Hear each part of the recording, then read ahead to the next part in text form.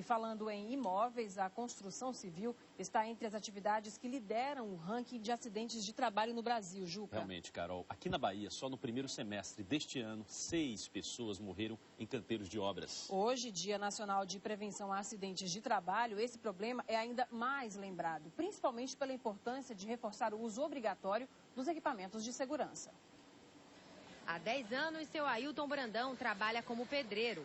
Para ele, na hora de colocar a mão na massa, é indispensável usar os equipamentos de segurança de forma correta.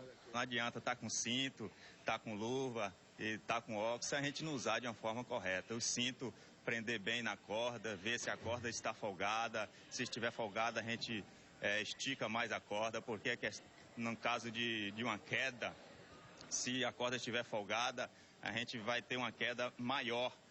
E se uma corda curta, a gente tem uma queda menor, tem um impacto menor. Aí para a gente, a nossa segurança é fundamental. A luva para trabalhar com o bloco, para não desgastar as mãos. O óculos quando for quebrar alguma parede, escariar.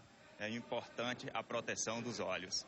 Nos 6 primeiros meses desse ano, já aconteceram 58 acidentes de trabalho nas obras da Bahia, com 6 mortes. O mesmo número de óbitos ocorridos em 2010. Para evitar essas estatísticas, é fundamental seguir normas de segurança nas obras.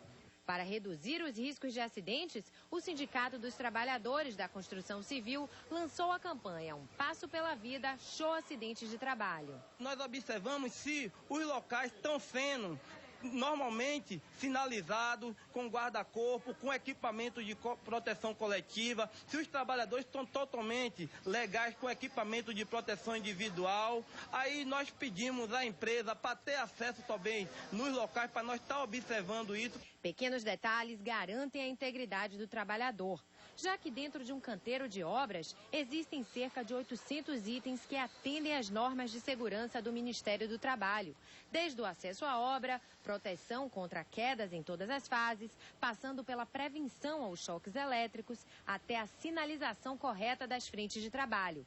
Medidas que dependem do investimento das empresas e do comportamento dos operários.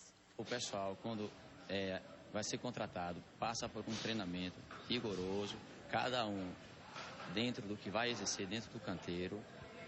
Qualquer problema que venha acontecer, a gente para a equipe, para a obra, faz um TDT geral para que algo grave não venha acontecer, como vem acontecendo em alguns canteiros. E para falar mais sobre esse assunto, a gente conversa novamente com a repórter Lara Cavalcante ao vivo. Lara, a situação de insegurança na construção civil também se reflete em outros setores, não é mesmo? Olha, Carol, em muitos outros setores, transportadora de valores, motoboys, pessoas também que trabalham em metalúrgicas. Mas para falar sobre o dia de hoje e sobre esse problema, a gente conversa agora com o José Barmerino, ele que é membro do Fórum Estadual de Proteção ao Meio Ambiente do Trabalho. Muito boa noite, obrigada por estar aqui. Importância da data de hoje, primeiro. É uma data importante por conta de que o Brasil foi o primeiro país a implementar o SESMIC, que é o Serviço de Medicina e Segurança do Trabalho. Isso em 72, você imaginar que naquela época já havia um olhar para as questões de saúde e segurança do trabalho por conta dos acidentes de trabalho, principalmente por conta das mortes, dos óbitos, que nós não podemos compreender que pessoas que saem de manhã para o trabalho e retornem à noite carregado num esquife, num caixão, pelos seus companheiros de trabalho. Quando a gente fala em acidentes de trabalho, a gente quer saber de números.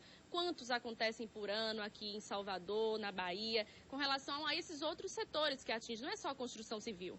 Isso. No Brasil são 600 mil por ano, em média, 600 mil por ano acidentes. Desses resultam em 3 mil mortes e 9 mil pessoas que ficam incapacitadas para o trabalho,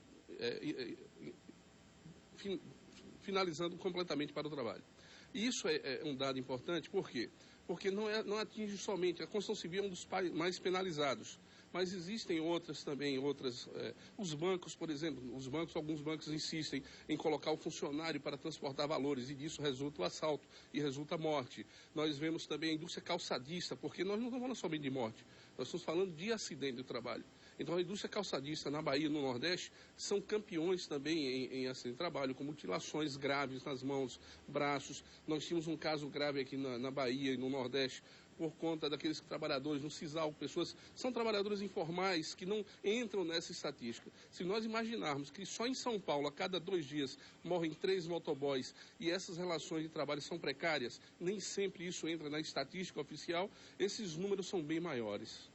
E essa é uma realidade que assusta. E o que caracteriza o acidente de trabalho? A partir do momento que aquele trabalhador entrou na empresa em seu horário, isso já caracteriza qualquer tipo de acidente que ocorra com ele? Antes, à medida que a pessoa sai de sua casa para o trabalho e no retorno já é um acidente de trajeto. Então não é necessariamente que ele esteja na empresa. Ele pode também estar prestando serviço na rua. Vocês que trabalham com externas também podem estar sujeitos a acidente de trabalho. E é um acidente de trabalho típico no caso de acontecer qualquer coisa fora. No caso da pessoa que está se deslocando para o trabalho, é acidente de trajeto. Mas também há os casos de doenças ocupacionais que elas são análogas, são consideradas análogas ao acidente de trabalho, que são milhões de pessoas que ficam adoecidas por ano no Brasil e no mundo. A gente está vendo imagens aí dos trabalhadores na construção civil, que é realmente o setor que mais assusta. Vamos falar um pouco desses equipamentos de segurança. O que é que a empresa deve fornecer a esses trabalhadores para que eles tenham mais segurança? Porque às vezes os acidentes são inevitáveis, às vezes. Olha, o melhor conceito de acidente de trabalho é que ele é previsível. Determinadas condições de trabalho, nós podemos dizer que inexoravelmente, um dia, hoje ou amanhã, vai acontecer o acidente de trabalho. Então, portanto, se ele é previsível, ele é prevenível. Então, vamos prevenir que ele não vai acontecer. Isso, para mim, é a questão primordial. E os equipamentos, ele tem 2 tipos de equipamento, o individual e o coletivo. Geralmente se prioriza o individual, mas nós temos que pensar no coletivo, porque eu protegendo coletivamente eu melhoro as condições de trabalho. Por exemplo, na construção civil, nós estamos vendo ali capacete é obrigatório, tem determinadas áreas que ele tem que andar com o colete e também com a proteção de cinto de segurança, preso, porque não adianta estar com cinto sem estar preso.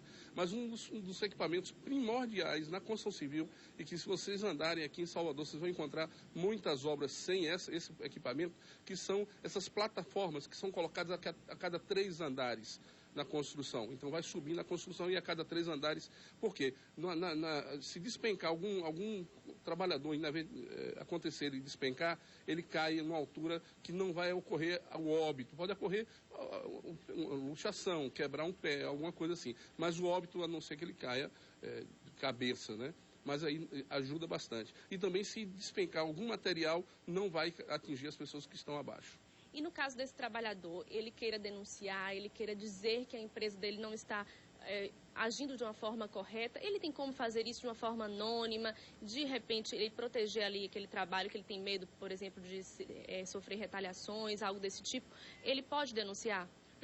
A Superintendência Regional do Trabalho e Emprego, ele aceita, inclusive, anonimamente as denúncias. Mas eu acho que é fundamentalmente também procurar o sindicato.